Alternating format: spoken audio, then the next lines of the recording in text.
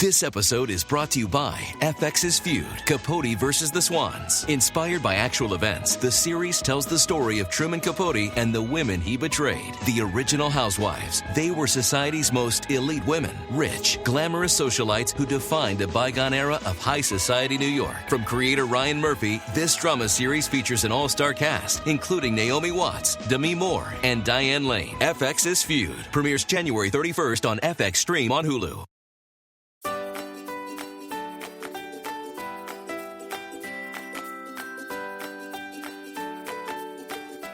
Hey everybody, I'm Kelly Wilkness and I'm here with Anita Joyce, and this is Decorating Tips and Tricks, episode 447, and we have such a wonderful interview for you today. I am here with Lidy Baars, and we're going to talk all about shopping, European flea markets, and all about her gorgeous, gorgeous site, French Garden House. So welcome to Decorating Tips and Tricks, Lidy.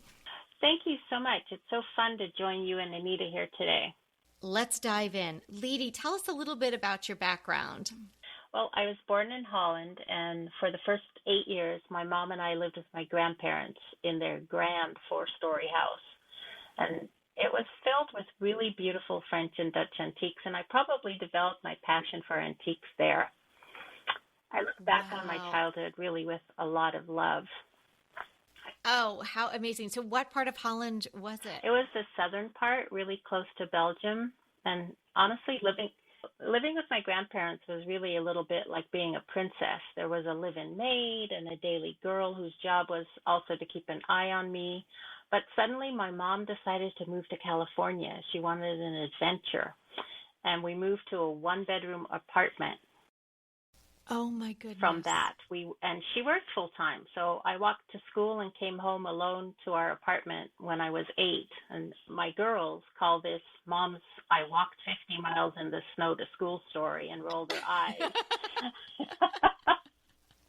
So you were 8 when you left Holland to come to California.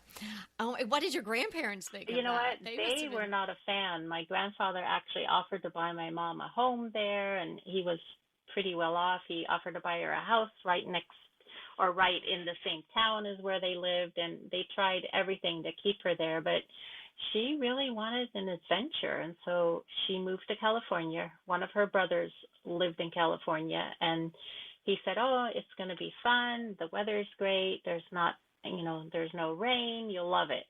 And so she took me and she went. Do you remember how you felt about that?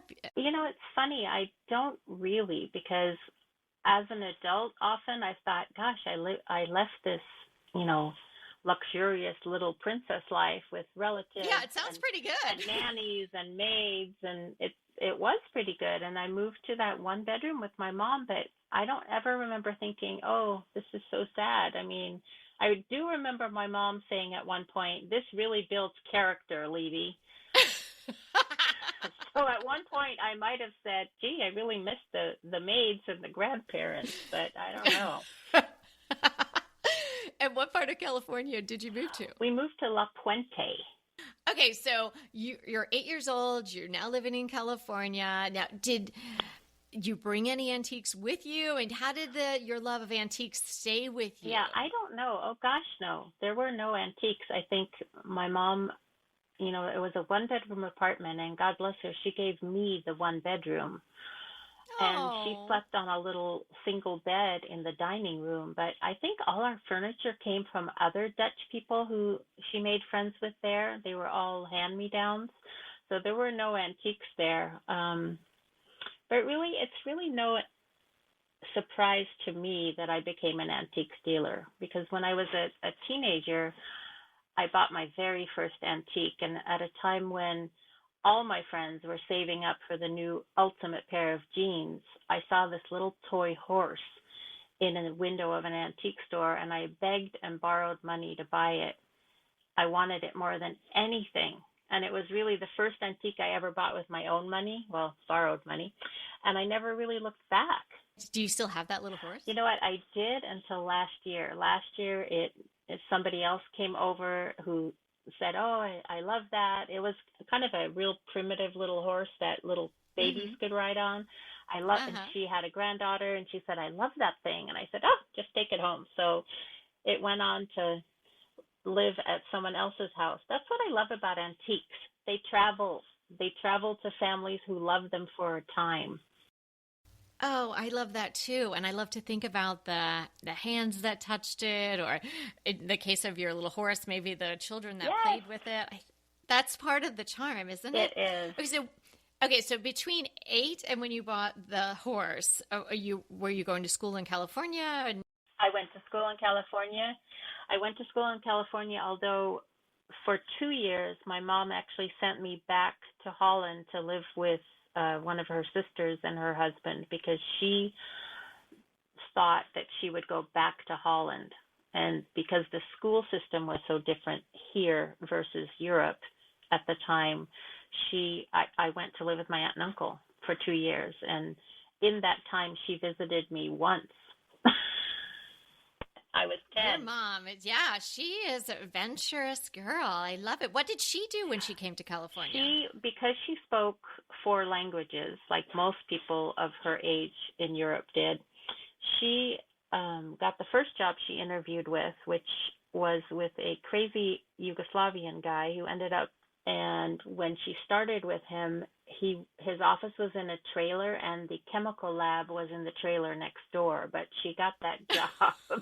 And he literally built that business to a $1 million national business. And she was his private secretary for quite a long time, until she decided she had enough of him and she became the sales manager there instead. What a fascinating story. There's a novel in there somewhere, or a memoir, I should say. She was very stubborn, and she was a character. I bet. Sounds like a very interesting woman.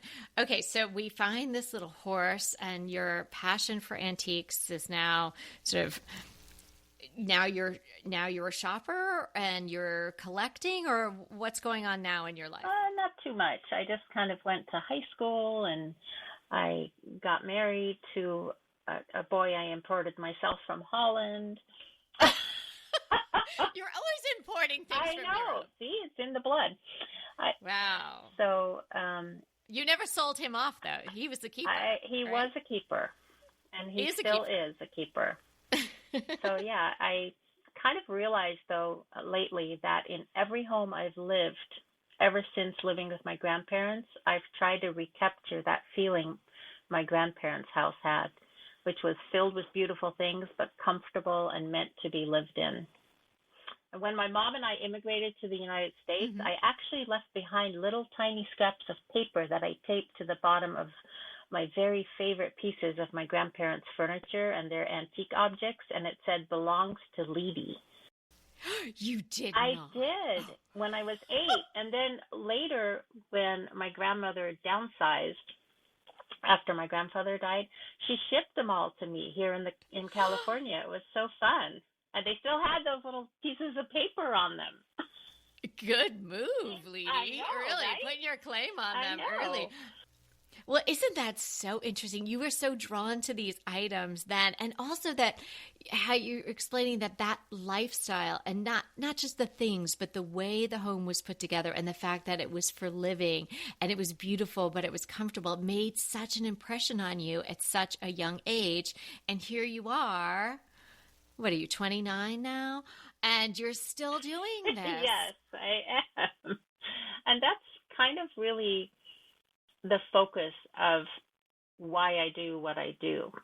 I really care deeply about helping people create a home that not only expresses their personal style, but I want them to have a home that they and their family and friends consider a safe haven.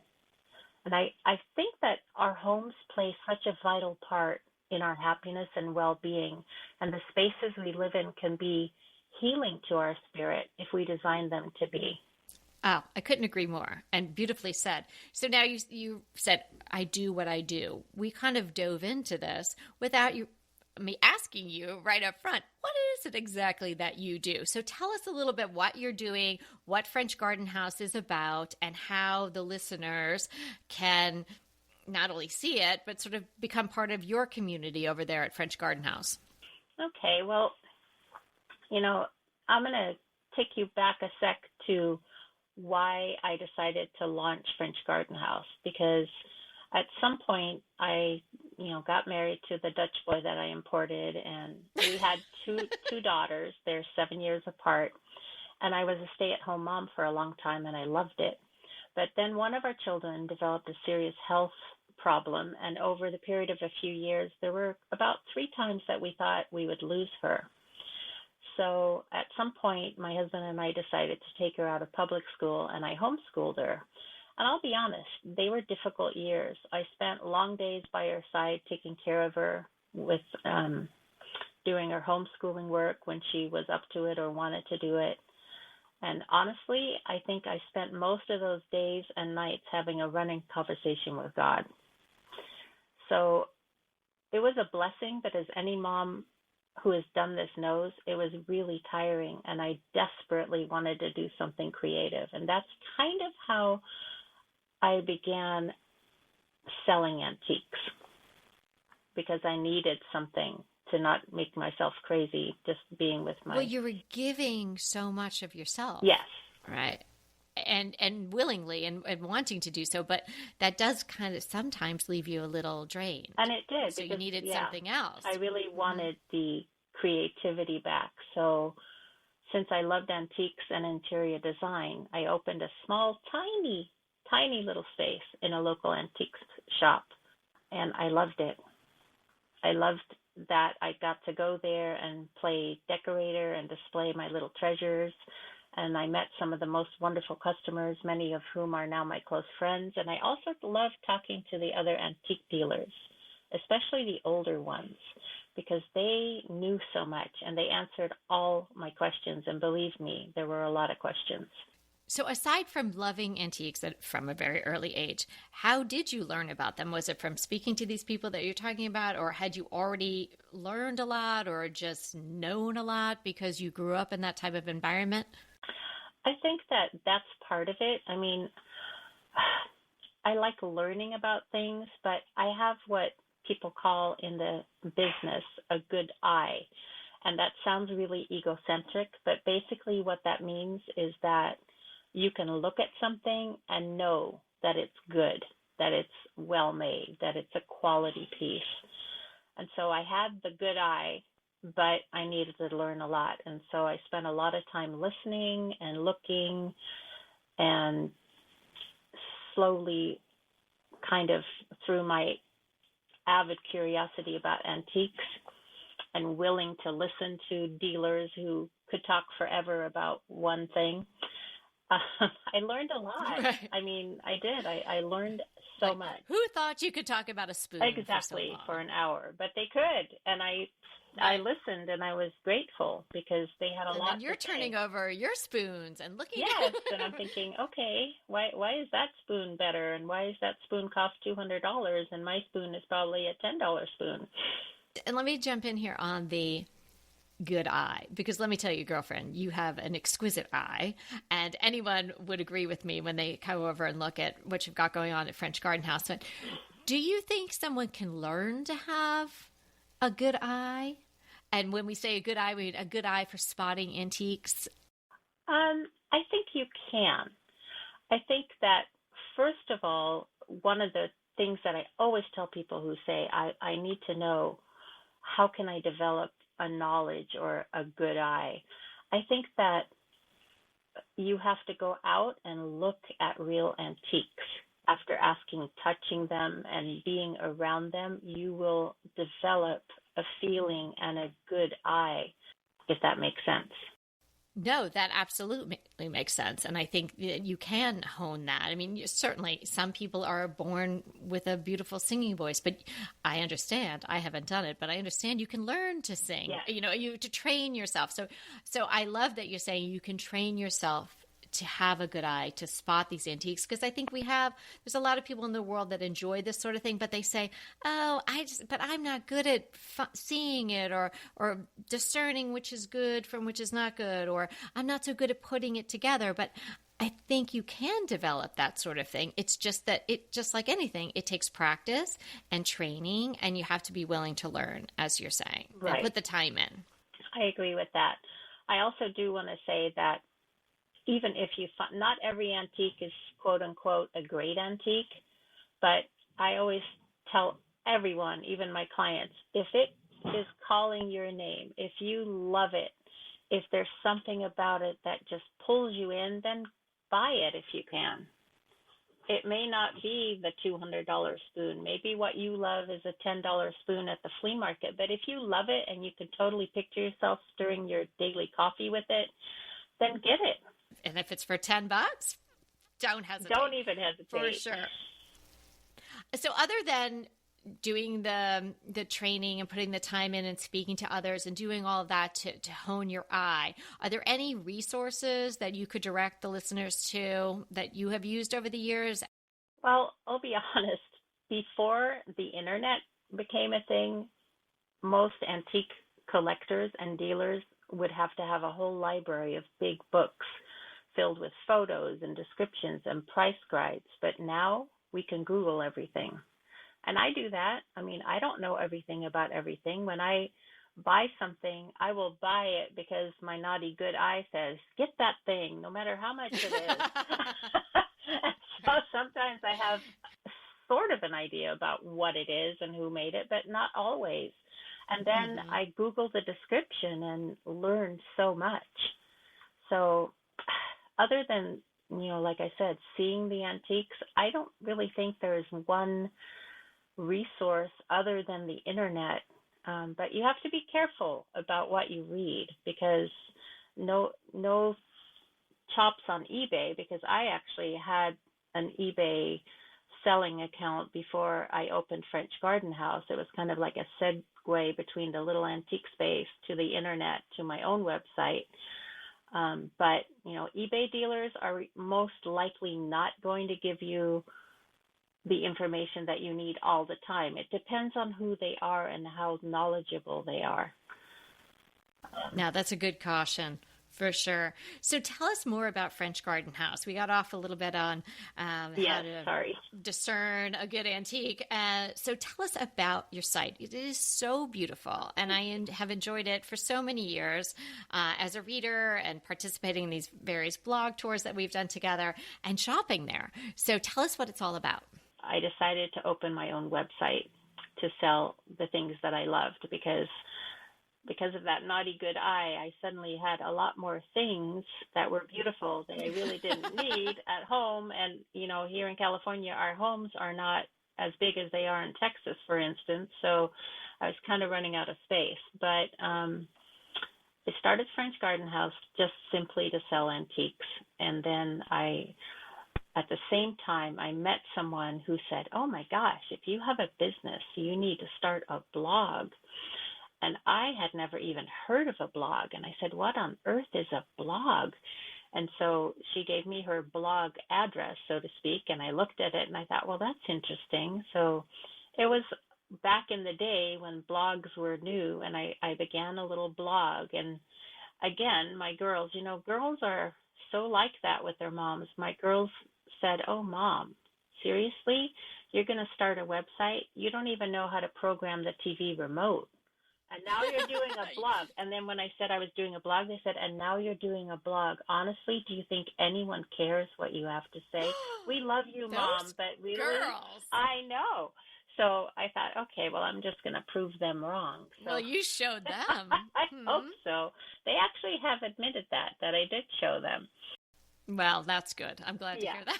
So anyway, the blog really was just for me to share my excitement about antiques and setting a pretty table and, I don't know, whatever I thought my readers would be interested in and my clients would be interested in. It was a way to give it a more personal touch, because originally I'd wanted to open a brick and mortar store. But because of my daughter and her healthcare needs, that didn't seem like it was going to happen. So I wanted to give French Garden House, the website, a blog place where my clients could kind of meet me and hear my voice and know kind of more about the person behind the website, if that makes sense. Oh, it makes perfect sense. And you do that and you do it beautifully. And I think that is one of the reasons why you've been so successful over the years. How do you fill the shelves, so to speak, at French Garden House? Where are you getting these gorgeous antiques? If I told you that, I'd have to kill you. Oh, no. Sorry. This is why I invited you on the podcast. I get them pretty much everywhere, to be honest. Obviously, this is a different year, so we're not traveling. But my husband and I generally travel to Europe to go on buying trips. But also I have a that just sends a little shiver, like a little sparkly shiver through my body when you say that, going to Europe for buying trips. So I know everybody wants to hear about what happens when you do that. When I do that. And I bet all of it isn't as glamorous as we all think it is, but I bet a lot of it really is fabulous, and you're going into the really interesting places and meeting fabulously interesting people and getting to see all these beautiful things. So tell us a little bit about that. It is a lot of work. It's not as glamorous as most people think, but it has side benefits, lots of side benefits. Number one, you get to meet very interesting people, and for me, there's nothing like meeting someone who also loves antiques and lives and breathes antiques. So that's always a big plus. It does involve getting up early a lot of times. It involves really scary car drives because European streets are super tiny, and my husband, being European, still drives like a European guy. So sometimes I just close my eyes. It's a combination of both. It's both the best of buying and the hardest work that I ever do. But I also buy a lot of things in the States, and I'm very lucky that I have a really big group of dealers who are now my friends who will give me first choice, bring their personal best to me. So I'm really spoiled in that way, that they're out there looking for things that they know that I will want to buy for French Garden House clients. And what are you looking for French Garden House? That's a good question. I don't really have one thing. I mean, if you look at the website, you can tell that I am an equal lover of many things. I love the over-the-top, expensive, gilt, French Rococo, foofy kind of antiques, but I also love the French country, kitchen, useful kind of antiques. And really, when you think about it, every grand home in Europe would have had both. They would have had the over-the-top, wonderful, beautiful things upstairs, and in the kitchens where the servants worked and cooked, they would have had the enamelware and the pans and all the wonderful things that I also love. So for me, I look to fall in love. Oh, what a wonderful way to spend your life and your career, falling in love over and over again. Yes, I do. But then you have to, other than the Dutch boy that you imported, you have to part with a lot of your love. So is that hard to do? No, that is not. Oh, no. Okay. And isn't it funny? That's, I think, what makes me a perfect for this job that I have, because I don't have a problem. There are so many times when like a container will come in or a dealer will have container. Okay, I just got shivers again. Or packages from Europe lately. That's how it happens now. Or someone will have delivered stuff for me, and one of my girlfriends will come over and she'll say, "Oh, you just have to keep that. You can't possibly sell that." But you know what? I don't feel like that mostly. I mostly feel like I'm a connector of antiques to their new owners and their next home where they will be loved. And I don't really keep much, to be honest. Okay. I've seen a lot of pictures of your house. You keep. You keep. Well, I do. Okay. I do have things. Everybody, you go look and see if Lidy keeps or not. Okay? she keeps beautiful things. She's very curated, but she definitely keeps. I do, but I don't keep a lot. Well, let's just say you could keep I a lot could, more. but again, like I said, I live in California. Our home is not large, and I have a husband who really likes super clean surfaces. Oh, yes. So sometimes I keep things for a short time, and then maybe I like move you it along. foster them. Yes. You're like foster parent. Yes, I'm a foster parent, and then they go live with their new owners. The only thing I will never part with, and it's the thing I hold dearest to my heart, is my grandmother's silver antique teapot, and that's because it was hers. I inherited it when she died. I love it not only because it's beautiful, but because of my memories of her pouring out tea each afternoon, precisely at 3:30. Oh. And I use it. Oh. I use it here for my own family, mostly like when we're all together on Sundays and for That's holidays beautiful. and things. But and that's really the beauty of antiques, I think. For me, it's not the thing itself, but it's the memories and the stories and all of that. That's the magic. They connect us, antiques connect us to the past in such a tangible, beautiful way. Don't you just love a great recommendation from a friend? Well, we're delighted to be recommending these companies and their wonderful products to you today. And let them know your friends at DTT sent you. Inevitably, with the new year come wellness goals. One very effective and easy to reach goal is to add dose to your wellness regime.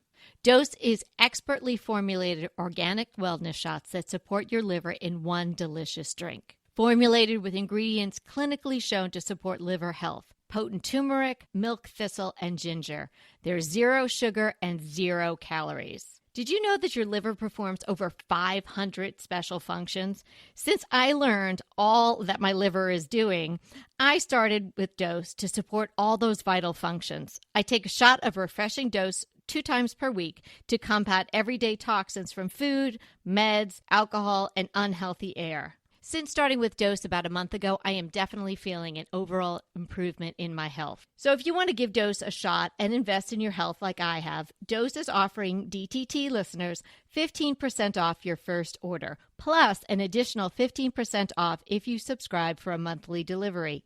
That's 30% off your first order. So go to dosedaily.co/DTT and use the code DTT. That's dosedaily.co.co/DTT and use the code DTT. Pesto pork chops over Parmesan polenta. Not that easy to say, but oh so easy to make with Green Chef. Green Chef is the #1 meal kit company for eating well, and we have such a great deal for you. You're going to save $250. Listen on for the details on that. Green Chef makes eating well easy for any lifestyle, whether you're keto, paleo, vegan, vegetarian, gluten-free, or just looking to eat more balanced meals. You know, we're getting into the busy holiday season, so it's a perfect time to have Green Chef help you out. Let Green Chef take the work out of eating clean this holiday season with their chef-crafted, nutritionist-approved recipes featuring fresh ingredients and nothing artificial. And you know what? You don't have to lose track of your healthy eating habits during the holidays. Every Green Chef customer gets a free session with their registered dietitians who will walk you through how to make clean eating work for you. So sign up for your free session and start on the road towards better health today. And that deal I want to tell you about, visit greenchef.com/DTT250 and use the code DTT250 for $250 off your order. So that's greenchef.com/DTT250 and use the code DTT250 for $250 off your order. Tell me what you collect. Other than people, what do I collect? I have a small collection of silver napkin rings in a little antique shadow box in the living room. And each one of those is special to me. One of them was mine when I was little. Some of them belong to my husband's and my own grandparents. And some of them I just bought and loved. I just love seeing them there. Again, behind their little glass cover because they remind me of family time around the table. That's a wonderful thing to collect. And it's also small It's enough that small. when we do get to travel again, Yes. you could pick that up. Yes. Now, what are people collecting that shop from you? Do you see trends where, was a certain time people were hot for one thing and now they're onto something else? I think that people collect different things in different parts of the world and even in the country, actually. I don't really follow the trends because trends come and go. And for me, a beautiful antique is a beautiful antique is a beautiful antique. For the longest time, the trend here in the States has been farmhouse, which is a really fun look that works well for so many people.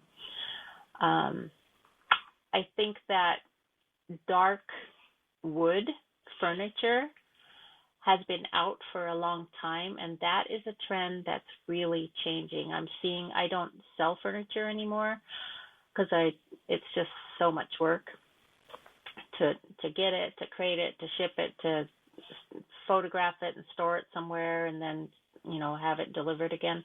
But the trend in antique furniture and the prices for dark wood pieces are going way up because people are returning to dark wood.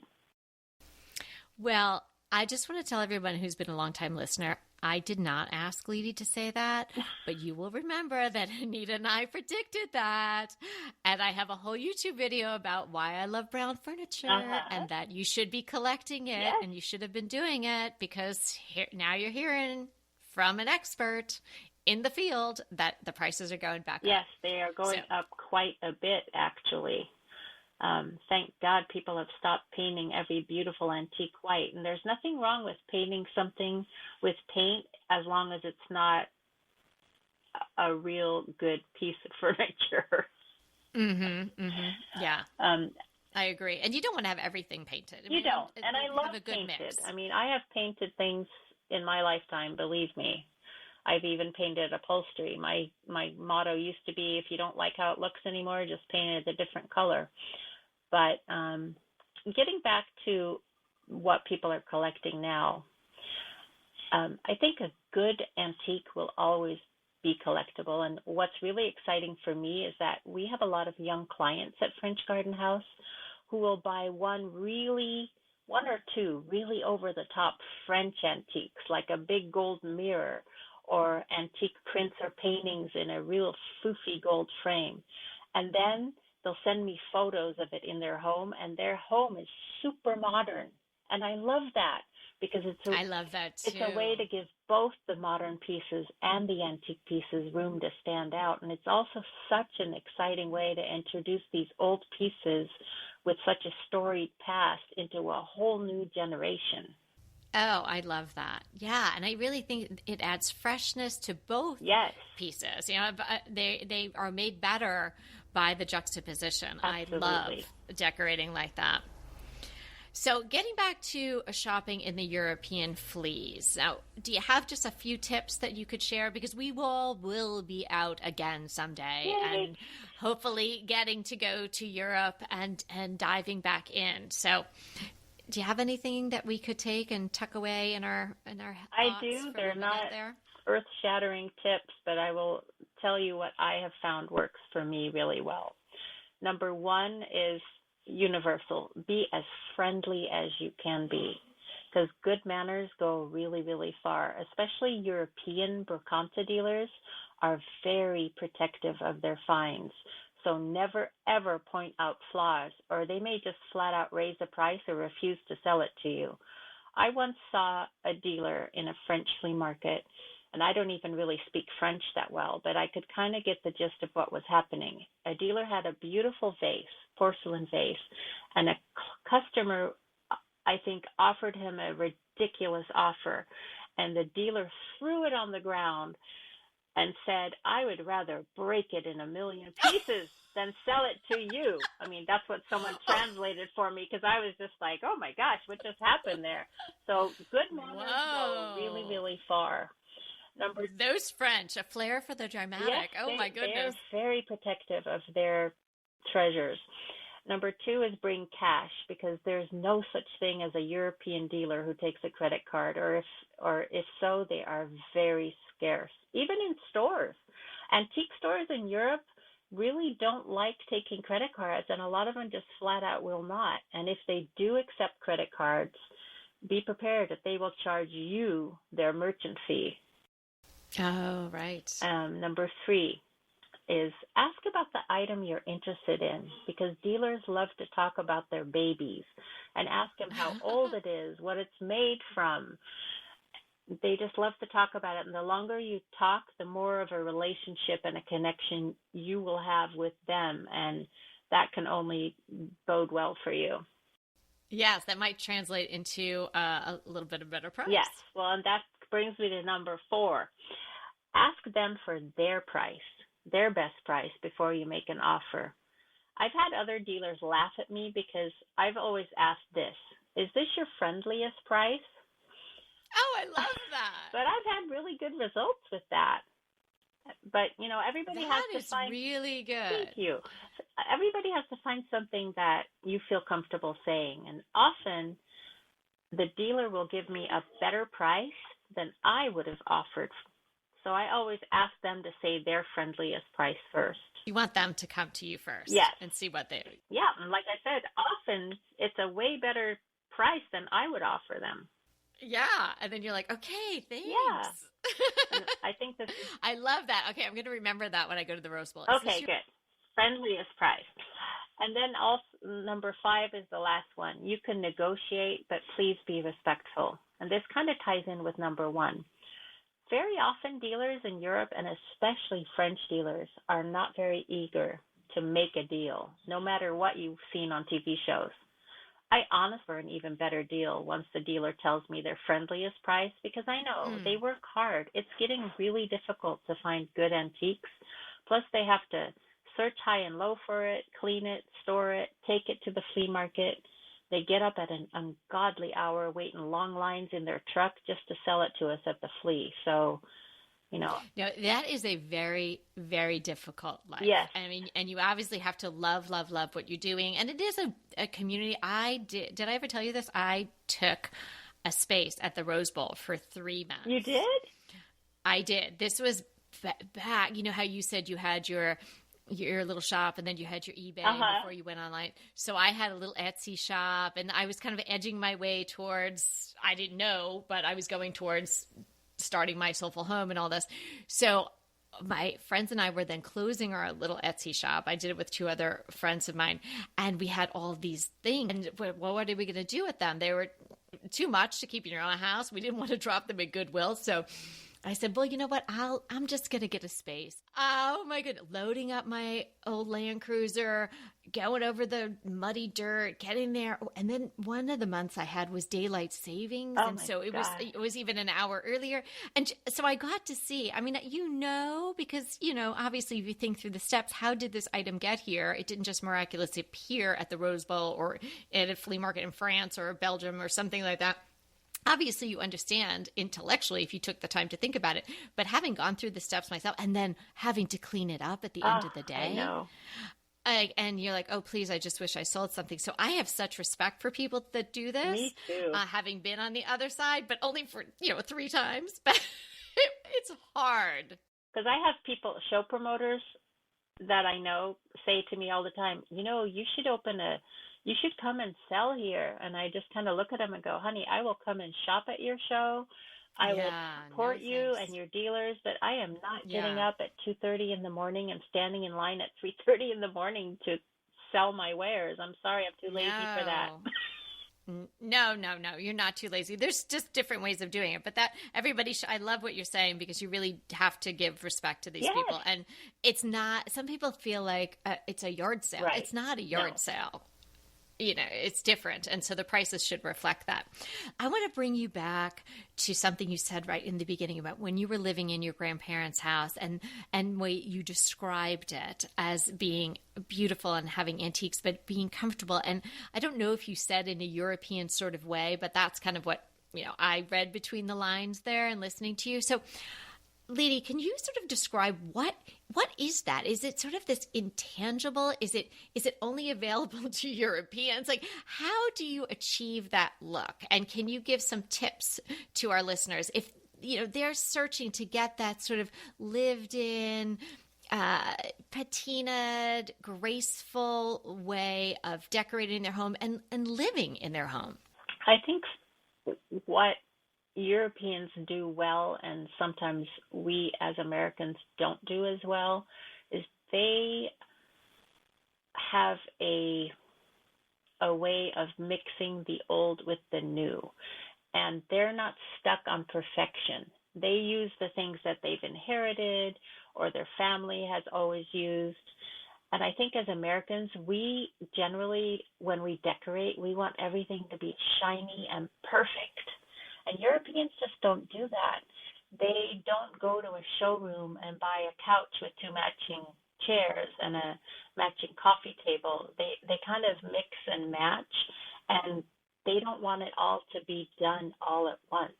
They will save up for, their most favorite armoire, let's say, and then they will have an IKEA couch next to it forever until they can finally save up for a couch that they like better. Or maybe they just keep the IKEA couch and are happy as clams with that. I think that's one of the ways that Europeans really decorate differently than we do, because they're just not so stuck on perfection. They like the wear. They like things that look lived in. Yeah, I think you make an excellent point there. And it's something that you can recognize and be drawn to, but it's sort of hard to execute. Do you have to have lived it? Do you have to really concentrate on it? But then it's kind of ironic to really concentrate on it because it is a more relaxed look. It is. You can't try too hard to do it because then it defeats it.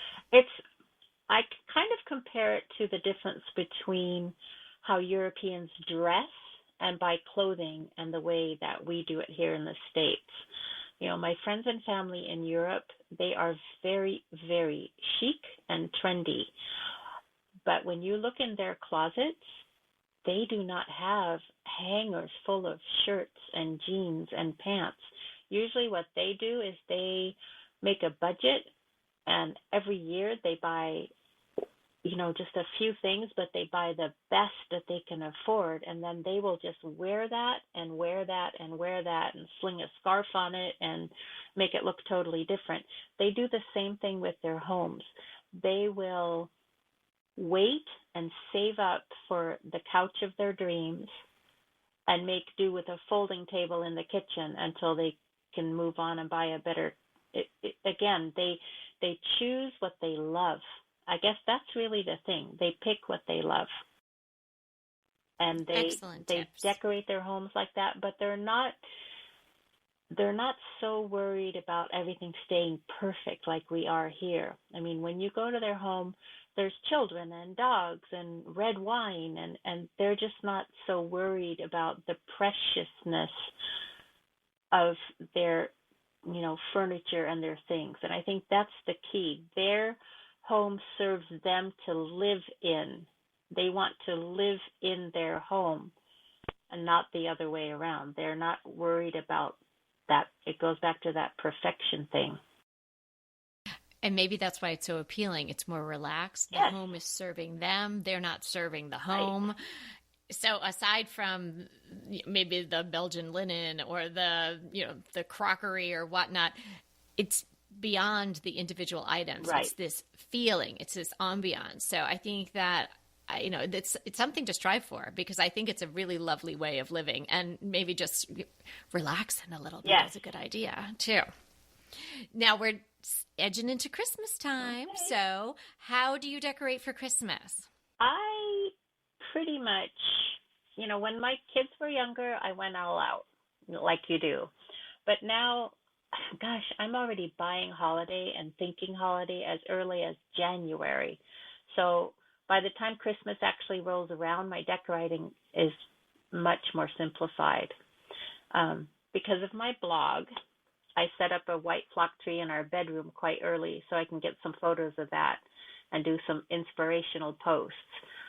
but I'll be honest, that tree is filled with white feather dusters to emulate snowdrifts and gold, gold or silver floral. Wait a minute. You can get white feather dusters? Well, they're not really. Actually, they're not even feather. I got them at the Dollar Tree.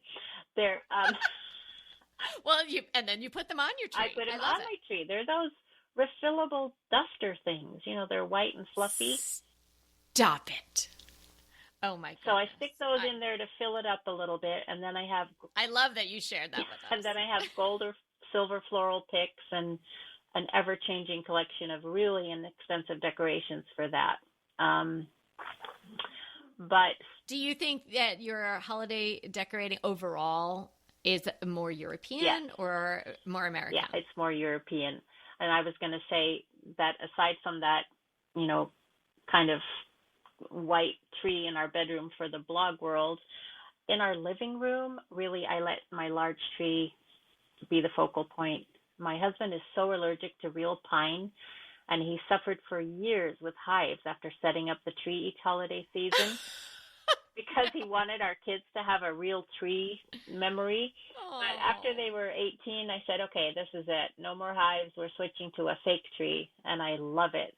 But that one, actually, I have filled with a collection of Christmas ornaments that include everything from a styrofoam glittered orbit ball that my youngest child made in kindergarten to an antique wax angel that came from my grandparents' tree. And I have a large collection of antique ornaments that, okay, that's it. Those are the things that somehow never left home after I bought them. Okay. I knew there was going to be something. I know. Those were the keepers. I don't really decorate a whole lot. I mean, I am still somewhat European, and the difference between how Europeans and Americans approach holiday decor is that Europeans decorate a lot less. Like me, they'll have a tree.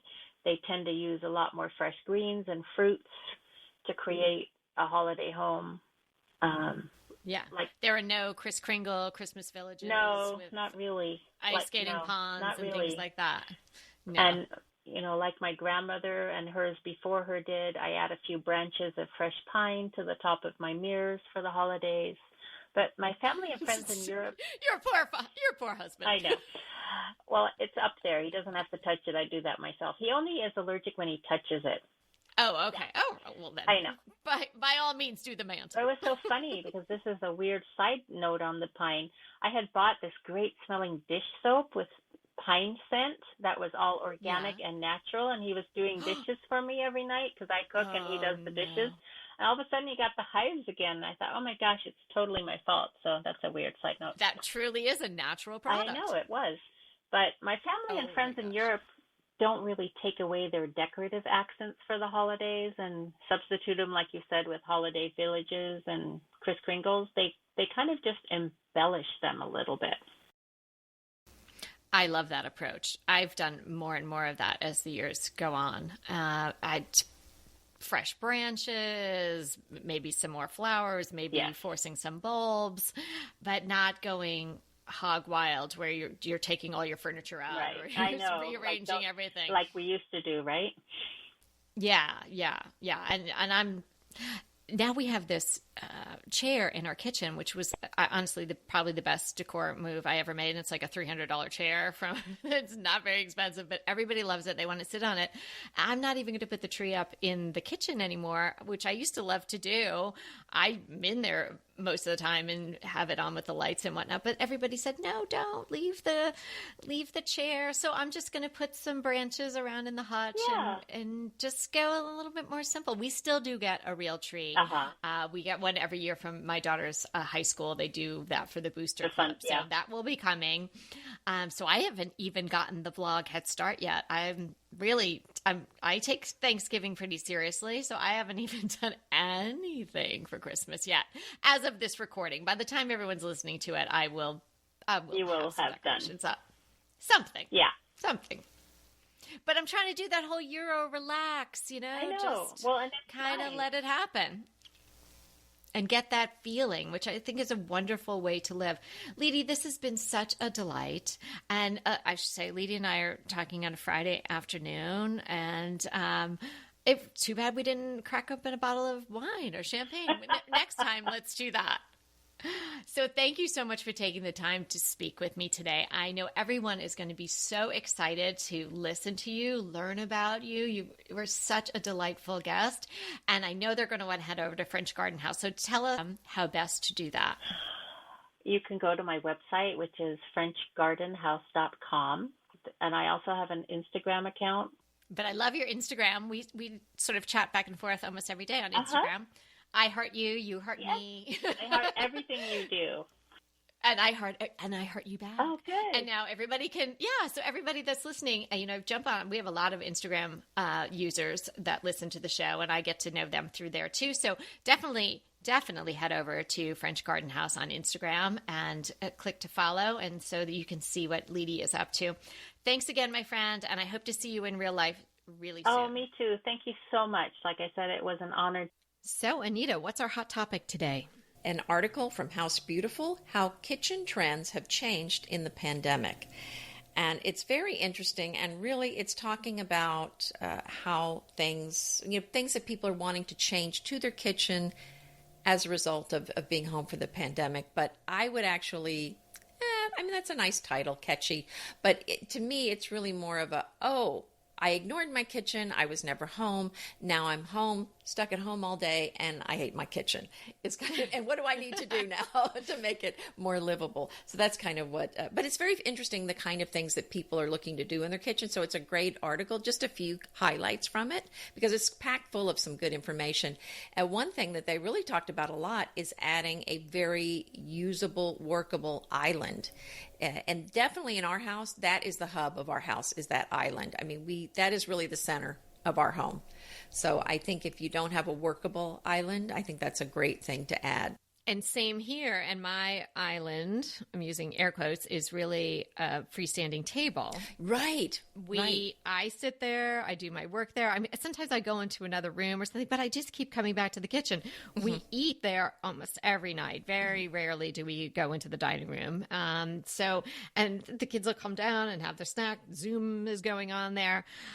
It's really essential to have something like that, especially now.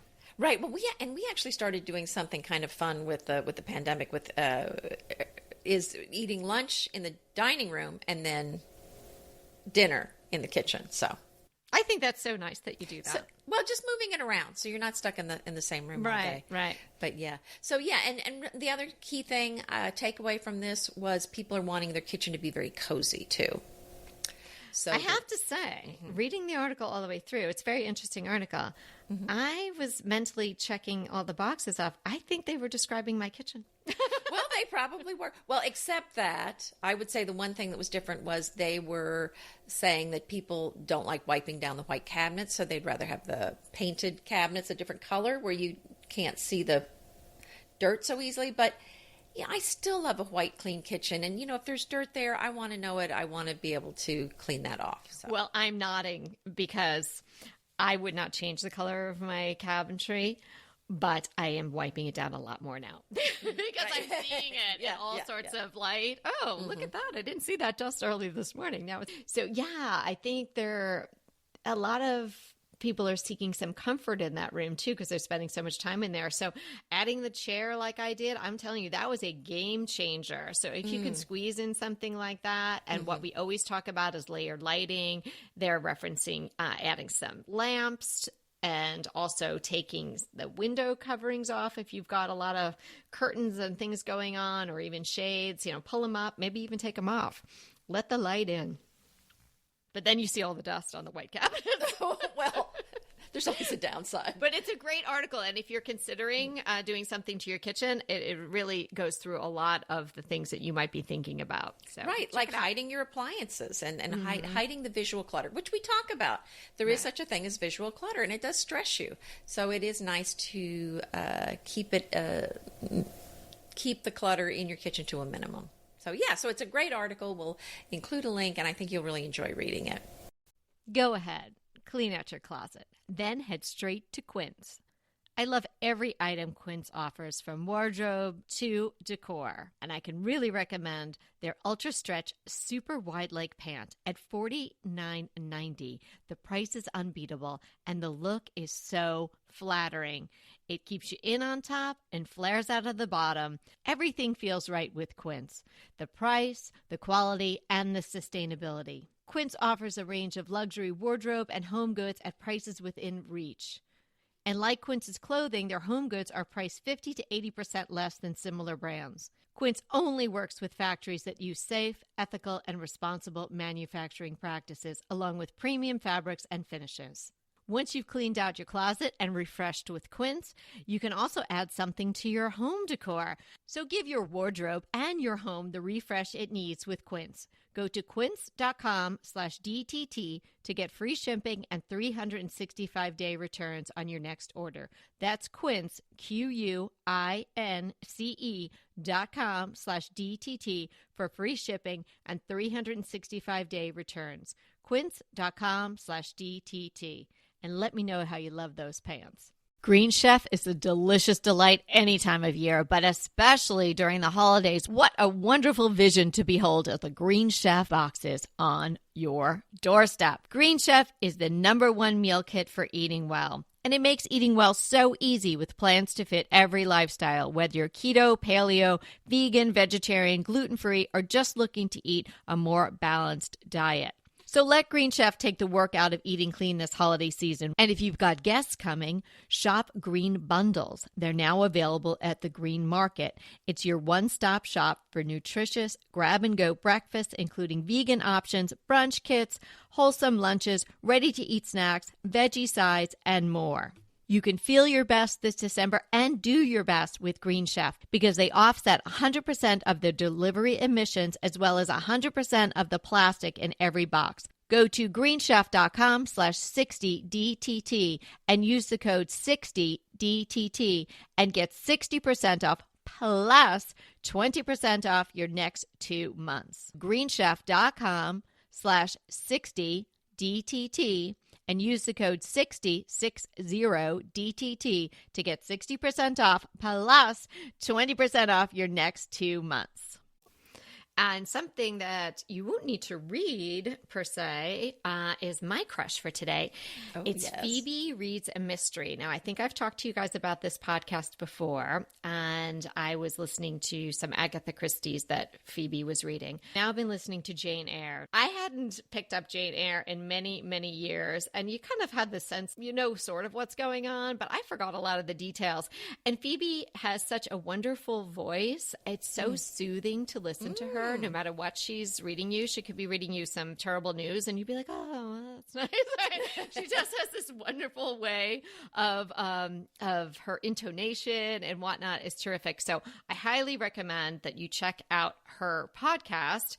It's Phoebe Reads a Mystery. There are a lot of books on there now, and you may enjoy Jane Eyre as I am, or some of the other things. The next one that I'm going to try is Dracula, and by the time I'm done with Dracula and Jane Eyre, I'm sure she'll have something else up on the podcast. Well, so fun. I've got to check her out. And my crush also is a podcast. Oh. It is called La Vie Creative Paris Podcast. So there's an American expat, Crystal Kenny, who lives in Paris, and she works there. And it's kind of about her adventures in Paris, and it's also talking with other expats. So it's very interesting. She did a discussion with a friend of hers who's also an expat about that new Netflix show, Emily in Paris. So they had a very interesting take on that and how that might vary from real life working. Somebody was just telling me about that yesterday, and I haven't the show? tried it. Yeah. Well, it's I mean, it's got beautiful clothing. I have seen some of it. Beautiful clothing, and I will tell you, the office building she works in is just to die for. I will say that. So it's just, it definitely shows a very elegant side of Paris. And probably it's rare for a design lover to say an office building. But it's not officey at all. It's a very old building. It's beautifully done. And you know, there's a lot of French people cliches in it. You know, but it seems to move past that after a while. But anyway, but that was interesting. But it's not really. But my crush is not the Netflix show. My crush is the podcast. And then another episode, she had the granddaughter of Ernest Hemingway. I can't remember the woman's name on there. And they were talking about Edith Piaf. And so they were talking about her life. So a lot of my loves are colliding there. I'm telling you. So it's not just about the expats living there, but history of Paris. So it's really, I think you're going to love it.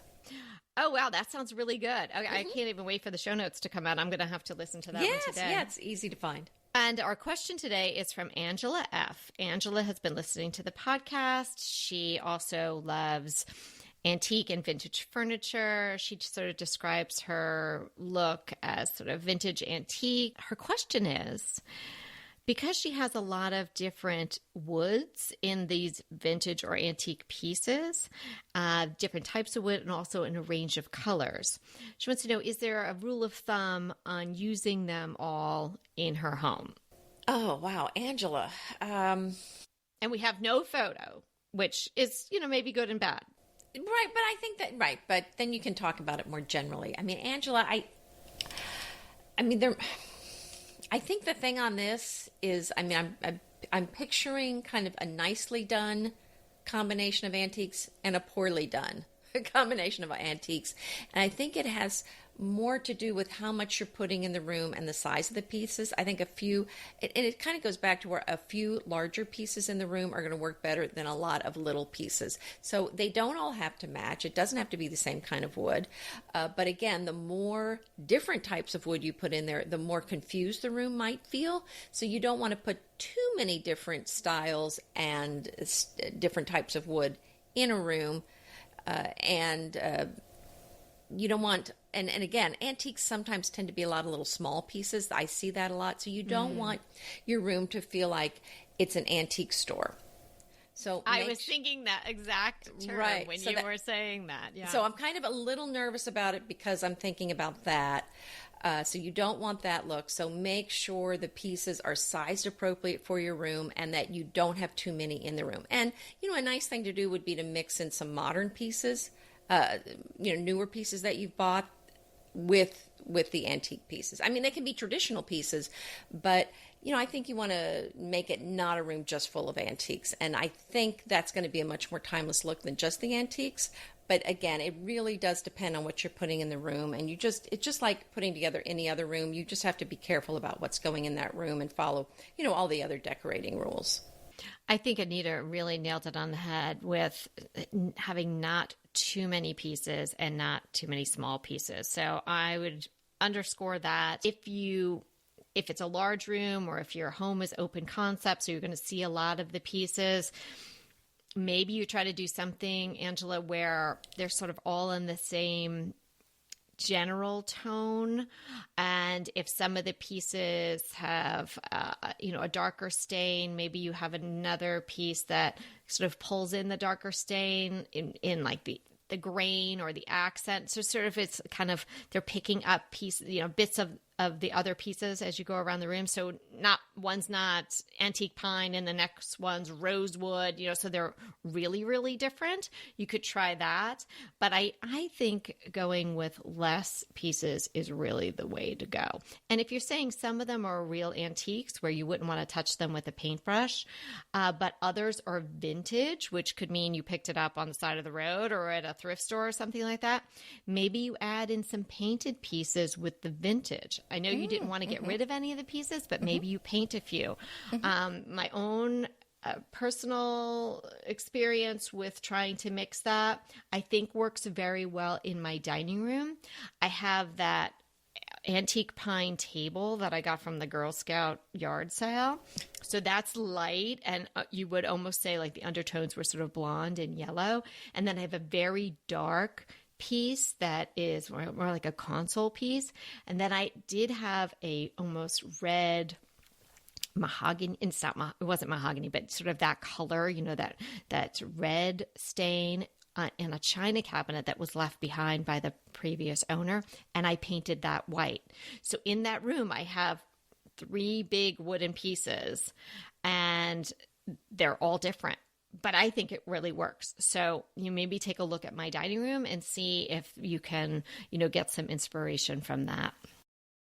Great tip. Well, yours was as well. So much fun today. I really enjoyed chatting with you. I love that article on the kitchen pandemic design trends. So everybody should check that out. And I can't wait to listen to Anita's podcast. And remember, we are here. I shouldn't say Anita's podcast. This is Anita's podcast. That's right. The podcast that Anita is crushing on. And remember, we are here to inspire you to create a beautiful home. Until next time. I want to remind you that we are available for design consults. We take on your design dilemmas, questions, renovations, any project you want to talk about, any room, any space. We are here for you. And we really do enjoy doing these. And I think we've helped people a lot. So if you want to sign up for a consult, head to the link in the show notes. It's decoratingtipsandtricks.com/consult. We hope to talk to you soon.